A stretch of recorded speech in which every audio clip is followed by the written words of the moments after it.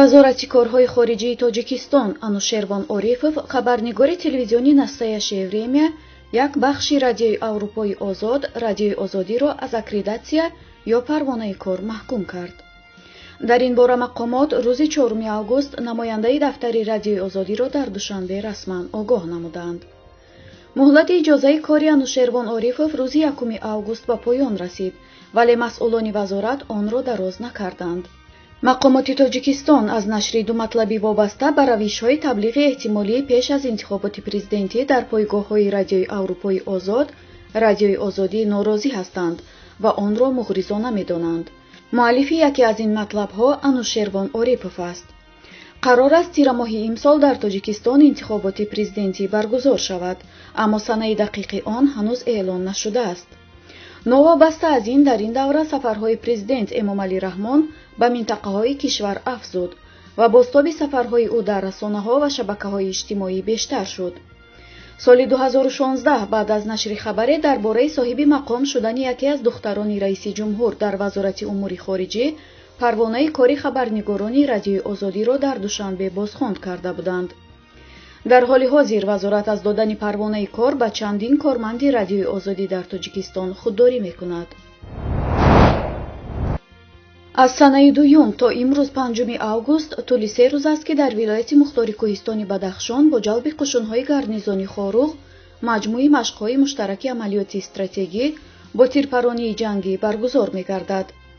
дар чорабинӣ 10,000 нафар ҳайати шахсии сохторҳои қудративу мақомоти давлатии ин гарнизон ва шаҳрвандони дар эҳтиёт қарор доштаи ин минтақа ҷалб карда шуда, он дар 3 марҳила дар машқгоҳҳо ва минтақаҳои ҳудуди шаҳру ноҳияҳои вилояти мухтори кӯҳистони Бадахшон ҷараён мегирад. тибқи нақша ба машқҳои муштараки амалиёти стратегии қушунҳои гарнизони Хоруғ дар баробари ҷалби ҷузъу томҳои пиёданизом ва таъиноташ махсуси сохторҳои қудратӣ, инчунин ба он авиатсияи ҷангӣ, силоҳу муҳимоти мухталифи сабуки оташфишон, 300 адад техникаи зиреҳпӯши ҳарбӣ, артиллерияҳои навъашон гуногун, автомашинаҳои махсуси низомӣ ва боркашу нақлиётӣ истифода мешаванд.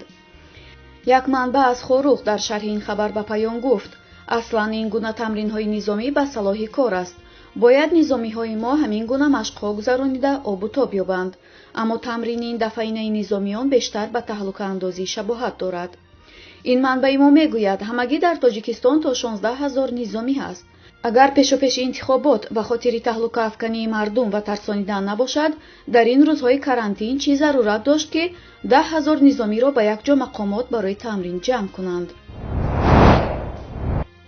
бинобар эъломи агенти давлатии умури Тоҷикистон, дар 6 моҳи нахусти имсол дар кишвар 12,600 соҳибкорон аз баҳри соҳибкорӣ баромада фаъолияти худро қатъ карданд. тибқи гузориши манбаъ, давоми 6 моҳи соли ҷорӣ 460 ширкат ва шахсони ҳуқуқӣ, ҳамчунин 12,200 соҳибкори инфиродӣ ва 1,367 хоҷагии деҳқонӣ фаъолияти худро қатъ карданд. дар Тоҷикистон ба асоси омори охир 333,000 нафар соҳибкор фаъолият мекунанд, ки 298,000 нафар дорои патенти соҳибкори инфиродӣ ҳастанд ва 35,500 нафар шахси ҳуқуқӣ мебошанд. гуфта мешавад, ки бо вуҷуди буҳрони вируси корона дар 6 моҳи нахусти соли ҷорӣ теъдоди фаъолони инфиродии бахши хусусӣ дар Тоҷикистон муқоиса бо давраи мушобеҳи соли қабл 6,000 нафар афзоиш ёфтааст.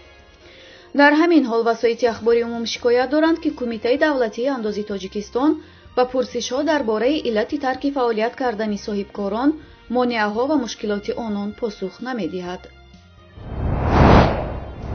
дар марзи Русия бо Қазоқистон задухӯрдҳо байни муҳоҷирон ва нерӯҳои Росгвардия ба амал омадааст.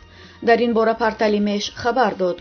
бино ба иттилои манбаъ, дар ин муноқиша шаҳрвандони Ӯзбекистону Тоҷикистон иштирок доштанд. ин муҳоҷирон мехостанд ба ватан баргарданд, вале марзи Қазоқистон ба сабаби коронавирус баста аст. манбаи хабар менависад, муҳоҷирон дар рӯи дашт хайма сохта дербоз хоҳиш доранд, ки онҳоро барои бозгашт ба ватанашон иҷозат диҳанд.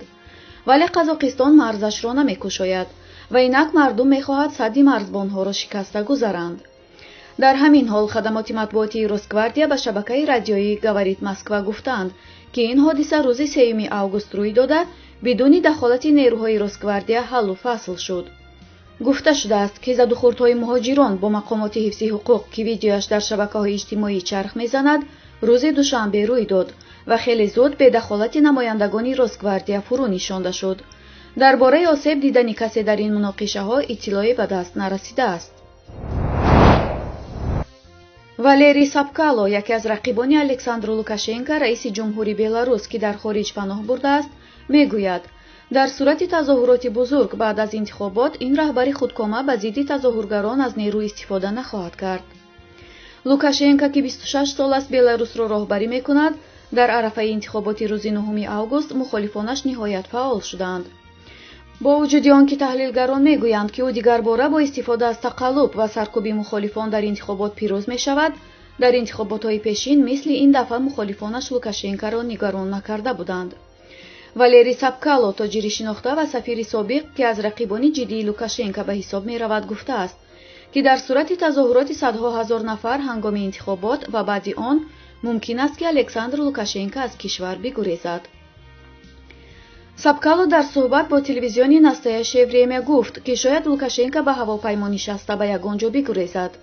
مقامات بلاروس والری سابکالو و ویدیوبلوگر شناخته سرگئی تیخانوفسکی را از حق شرکت در انتخابات محروم کردند.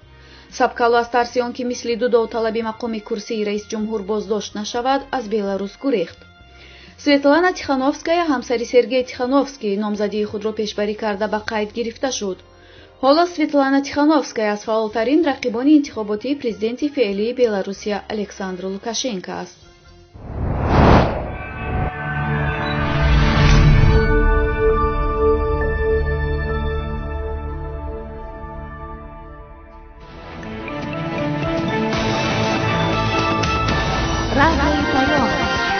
در فضای سیاست صدای جدید.